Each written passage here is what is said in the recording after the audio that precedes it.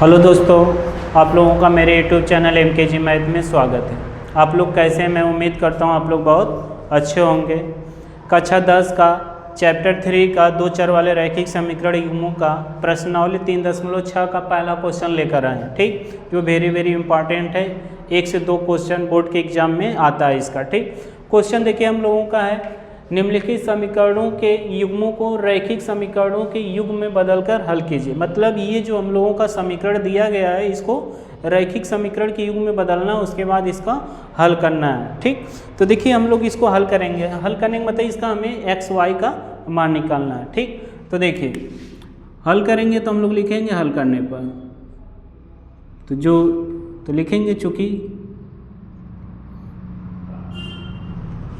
चूँकि समीकरण युग्म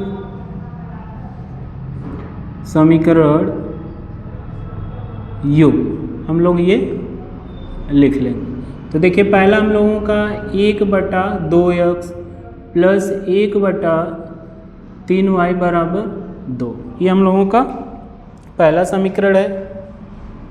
इसको समीकरण 1 मान लिया जाएगा। ठीक, और दूसरा जो है 1/3x प्लस 1/2y बराबर 13/6 समीकरण 2। ठीक, ये हम लोगों का क्या हो गया, समीकरण 1 और समीकरण 2 हो गया। अब इसी दोनों को हम लोगों को क्या करना है, इसको समीकरणों के युग्म में बदलना है, उसके बाद इसका मान निकालना है। तो देखिए हम लोग क्या करेंगे, मानेंगे यहाँ पर। ठीक, चाहे इसमें से x या y को किसी को गायब करेंगे, या x को गायब करेंगे तो y का मान आएगा, y को गायब करेंगे तो x का मान आएगा। ठीक, तो देखिए यहाँ पर हम लोग क्या करेंगे, देखिए 1/2x है और 1/3x है। अगर हम इसके हर में क्या करें, समीकरण 1 में 3 से गुणा कर दें और समीकरण 2 में 2 से, तो देखिए ये क्या हो जाएगा, बराबर हो जाएगा। तो x वाले को फिर घटा देंगे तो कट जाएगा, फिर y का मान आएगा। देखिए वही किया जाएगा। समीकरण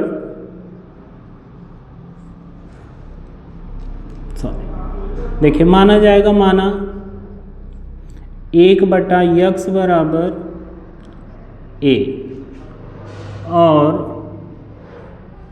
1/y बराबर b, हम लोगों ने मान लिया।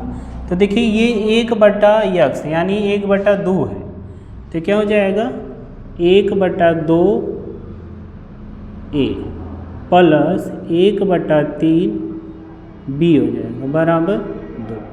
अब देखिए 2 और 3 का लसा कितना आ जाएगा, हम लोगों का 6 आ जाएगा। ठीक, तो 2 से भाग देंगे 6 में 3 बार में, तो ये हो जाएगा हम लोगों का 3a प्लस 3 से भाग देंगे तो 2b बराबर 2। अब इसका देखिए क्या हो जाएगा, 3 गुणा हो जाएगा, cross multiply, 3a plus 2b equal to 6 2 जा 12, समीकरण 3 हो गया। समीकरण 3 हो गया हम लोगों का। अब इसी तरह देखिए इसको भी हम लोग करेंगे। ठीक, तो हो जाएगा 1/3a प्लस 1/2b बराबर 13/6। तो यहाँ भी देखिए 3 और 2 का लसा क्या आएगा, 6 ही आएगा, तो 6 ले लेंगे। 3 से भाग देंगे 6 में 2 बार में, 2 का गुणा इसके ऊपर 1 में होगा, तो यानी 2a हो जाएगा, प्लस 2 से 3b हो जाएगा बराबर 13/6। ठीक, अब देखिए ये जब हर समान होता है तो हम लोग काट देते हैं। जब बराबर के दोनों तरफ हर समान हो या अंश समान हो तो कट जाता है। देखिए 6 कट गया, बचा क्या हम लोगों का 2a प्लस 3b बराबर 13, समीकरण 4।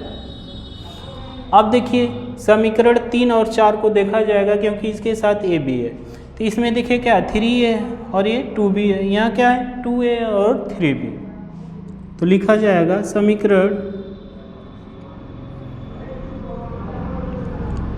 3 से। समीकरण 3 देखिए हम लोगों का 3a प्लस 2b, यहाँ पर हम कोई भी विधि अप्लाई कर सकते हैं, चाहे वज्र, चाहे विलोपन, चाहे प्रतिस्थापन। ठीक, तो देखिए 3a को हम लोग इधर ही रहने देंगे और 2b को इधर भेजेंगे तो हो जाएगा 12 माइनस 2b। ठीक, अब 3 गुणे में है तो इधर जाएगा, क्या हो जाएगा भाग में, तो 12 माइनस 2b अपॉन 3, ये समीकरण 5 मान लीजिए। ठीक, ए का मान आ गया। अब इसको देखिए समीकरण 3 से बनाया गया है ना, तब इसको समीकरण 4 में रखेंगे तो लिखा जाएगा समीकरण।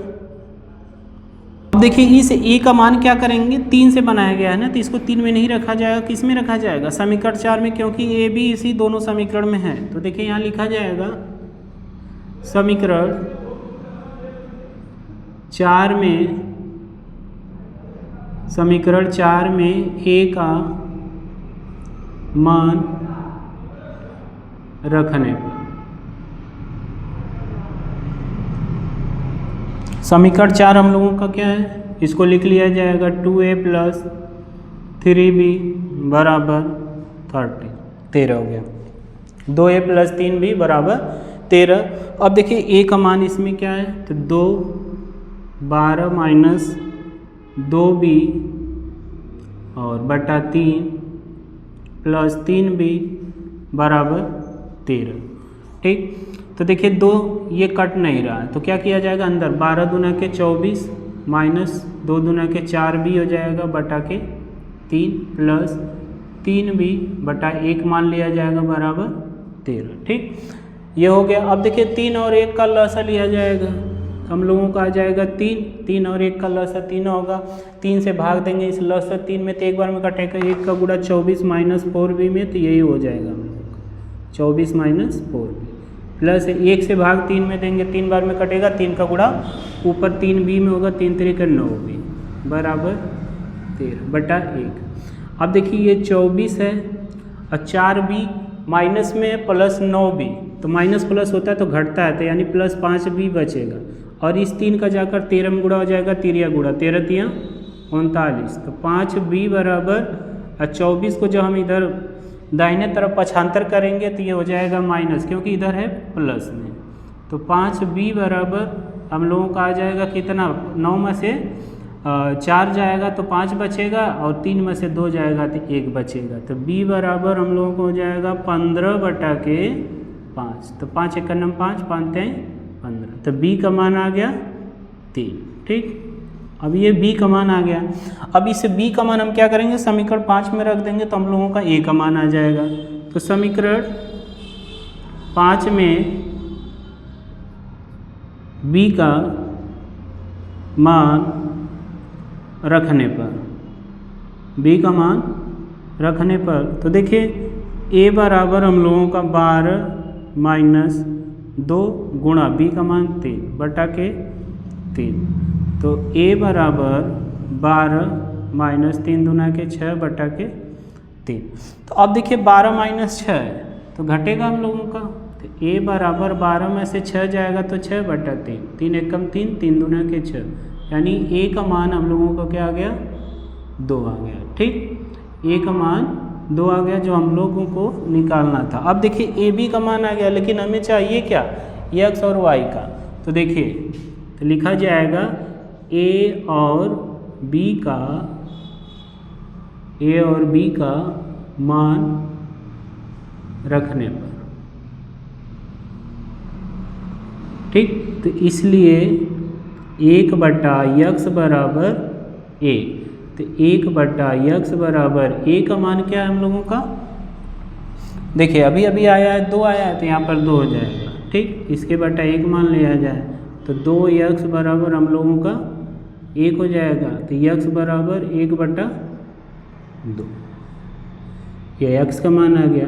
अब 1 बटा y बराबर क्या था हम लोगों का b, 1 बटा y बराबर b, तो देखिए 1 बटा y b का मान कितना हम लोगों का 3 आया था, तो 3 हो जाएगा इसके बटा 1, तो यानी हो जाएगा 3y बराबर 1, तो y बराबर क्या हो जाएगा 1 बटा के 3। ठीक, अतः